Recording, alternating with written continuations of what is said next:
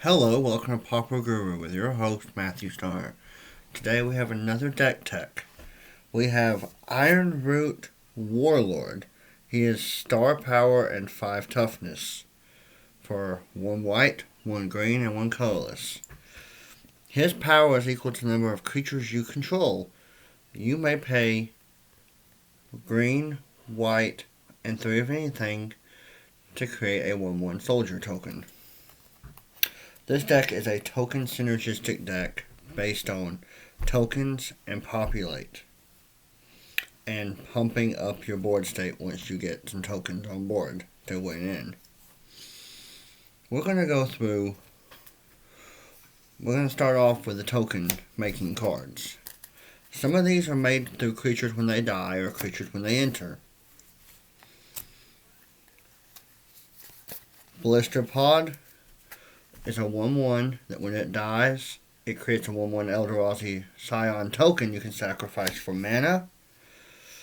Growth Spasm for 3 mana to search your deck for a basic land. Put on the battlefield tap, create a 0/1 Eldrazi spawn token. Doom Traveler, when it dies, create a 1/1 flying white spirit token. Sacred Cat, from the graveyard you may pay.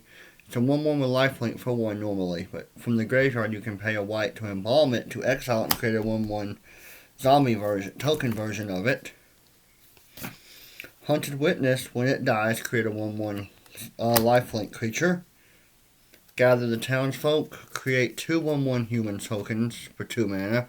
Has Fate Flower. If your life is 5 or less, you create 5 tokens instead.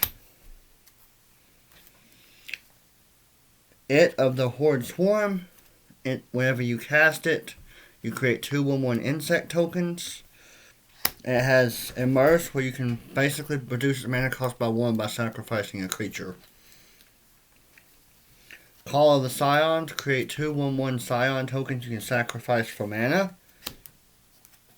Sworn Companions, create 2 1/1 soldiers with lifelink. Raise the Alarm, create 2 1/1 soldiers.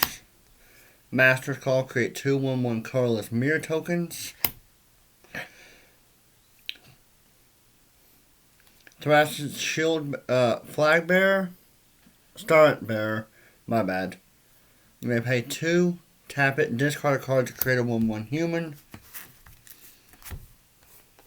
Spectral Reverse, create 2 1/1 humans and gain 2 life.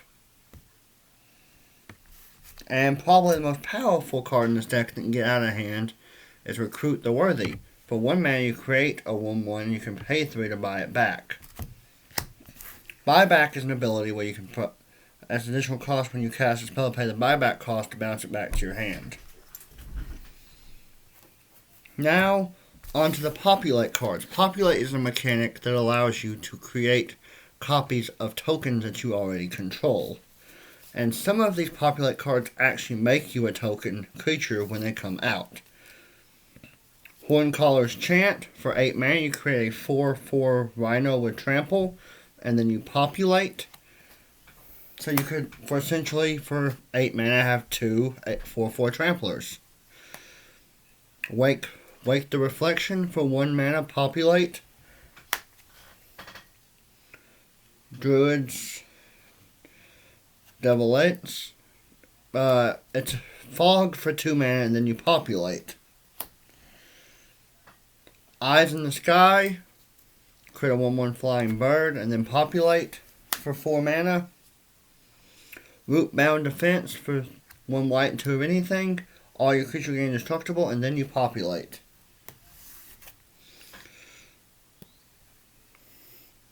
Courser's Accord, create a 3/3 Centaur, and then populate. Tritani's Judgment, exile target creature, and then populate. Those go to the Populate cards. Now let's go through all the ways that lets this deck ramp out to be able to play some of this stuff. Hedron Crawler, it taps for colorless mana. Rampant Growth, search your library for any basic land and put it onto the battlefield tapped. Whisper of the Wild, it taps for 1 green mana, but it has Ferocious if you have a creature of power 4 or greater on the battlefield, It taps for 2 green mana instead. Omen of the Hunt enters it has flash, enters the battlefield, search your deck for a basic land. Put that land on the battlefield tapped. You may pay a green and 2 of anything and sacrifice it to scry 2. Student of Violence. It's a 2/2 with Vigilance for 1 green, 1 white, but you can tap it for 1 green mana. Opaline Unicorn. You can tap it for 1 mana of any color. Selesnya Cluestone. It taps for green or white. And you can pay 2 and tap and sacrifice it and draw a card. New Horizons. Puts a 1/1 counter on a creature when it enters battlefield and enchant a land. That land now taps for 2 mana. Fertile Ground. 1 mana to cast, 2 to sacrifice. Search your deck for a basic land. Put it on the battlefield tapped. Hayat's Chalice. Deal 1 damage to your opponent. You gain 1 life and it taps for 1 colorless mana. Elvis Rejuvenator. Look at top 5 cards of your deck when it enters the battlefield. Put 1 land card from among it onto your hand, the rest on bottom. That is the ramp to this deck. Now, we're going to go on to the other creatures of the deck that are either pumps up the board state of the creatures or allows you to evade and protect your stuff.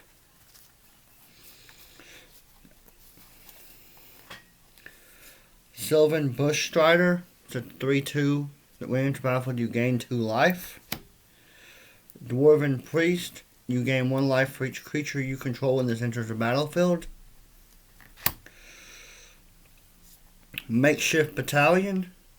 Whenever this and 2 other creatures attack, you put at least 2 other creatures. You put a 1/1 counter on Makeshift Battalion.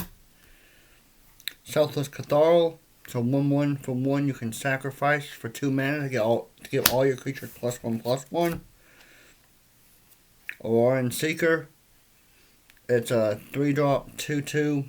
Cannot block set by artifact or white creatures. A new card from the new Theros block, Leon of the Lost Pride. It's a 3/1 that whenever it dies, exile target creature card from a graveyard. It does help with some of the graveyard themed decks. Elvish Hex Hunter. You may pay either green or white to sacrifice it to destroy target enchantment. Blade Influencer. Instructor. It has Mentor. Whenever this attacks, you give the weakest creature on your battlefield a 1/1 counter. Pacifism. 2 mana. Enchanted creature can attack or block. Return to nature. Choose 1. Destroy target artifact. Destroy target enchantment. Or exile target card from someone's graveyard. Triumphant Surge. 4 mana. Destroy target creature of power 4 or greater. And then you gain 3 life. Sanctuary Cat, a 1/1 for 1. Inspiring Captain. When Inspiring Captain enters the battlefield, creatures you control get +1/+1 till end of turn. Sumala Woodshaper enters the battlefield. Look at top 4. You put a creature card or enchantment from among them into your hand. The rest on bottom. Clip Wings. Each opponent sacrifices a creature with flying. Young Wolf. It's a 1/1 for 1 green. When it has Undying. When it dies, it comes back with a 1/1 counter. Village Bell Messenger. Village Bell Ringer. My bad. Enters the battlefield. It has flash. You may cast any time to untap all your creatures. So after you've attacked them with 4 or 5 tokens, you can flash that down to untap them and have blockers for the following turns. Deal with your opponent's stuff. Break of Day. Creatures you control get +1/+1. If it has Finest Hour. If your lot total is less than 5, they get all your creatures gain indestructible until end of turn. Raptor's Companion, a 3/1 for 2. Boros Mastiff. If it has Battalion, if 2 or more creatures attack, Boros Battalion gains lifelink. Soul Mender, you can tap it to gain 1 life. Encyclance Keeper, It's a 1/1 first strike, which you can pay 8 to tap and sacrifice to give all your creatures +2/+2 until end of turn. Orca Swiftclaw. It's a 3/1 for 2. Beloved Princess. It's a 1/1 with lifelink. Cannot be blocked except by creature. Cannot be blocked by creatures with power 3 or greater. Centaur Peacekeeper. It's a 3/3 for 3 that enters the battlefield and gives each player 4 life. Moss Viper is a 1/1 with Death Touch. Squad Captain enters the battlefield with X 1/1 counters on it, or X number of creatures you control. Starts off as a 2/2 for 5 mana. Now, onto what draw I did put in the deck. Elvish Visionary for 2 mana, draw a card. Now onto the 2 creatures that can really support this deck a lot. Courtyard Denizen. Whenever a white creature is battlefield under my control, I tap target creature an opponent controls, and Anointer Priest. Whenever a token enters battlefield under my control, I gain 1 life. Now on to 2 cards that make the commander so much better. Might of Masses and Chorus of Might. They both do the same thing. They give my commander +1/+1 for each creature I control. Chorus of Might, though, does give it trample. What these 2 cards essentially does is double the power of my commander for 1 turn.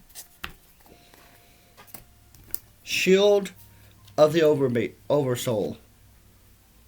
If enchanted creature is white, it gets flying. If enchanted creature is green, it gains indestructible. If I put it on my commander, it gives it both +1 plus additional +2/+2, making my commander, if it's the only one on board, a 2/7 with indestructible and flying, but 9 times out of 10 that will not be the case. Now on to the last 2 cards of the deck before I talk about the lands. Midnight Guard and Presence of Gong. When you enchant Midnight Guard with Presence of Gong, you will generate an infinite amount of 1/1 tokens. And how that works is Midnight Gong says whenever a creature is battlefield under your control, it untaps, and the enchantment says tap the enchanted creature to create a 1/1 elf. You're going to tap Midnight Guard to create a 1/1 elf. When the elf token enters the battlefield, it will untap Midnight Guard, and repeating the process as many times as you're necessarily needing to create guys. It'll also buff up your commander. Now on to the basic lands of the deck. I run 13 forests and 19 plains. I kept the mana base quite simple and easy because this deck doesn't need a whole lot of fancy tap lands, fetch lands, and stuff like that to play this deck. It doesn't really care about mana fixing because I'm running green. I'm going to get the mana fixing when I need it anyways. Most of the time. But I hope y'all like, share, subscribe. And please be safe out there with the coronavirus going on, y'all. And all the chaos of this world. I just hope people care about people. And have a nice day.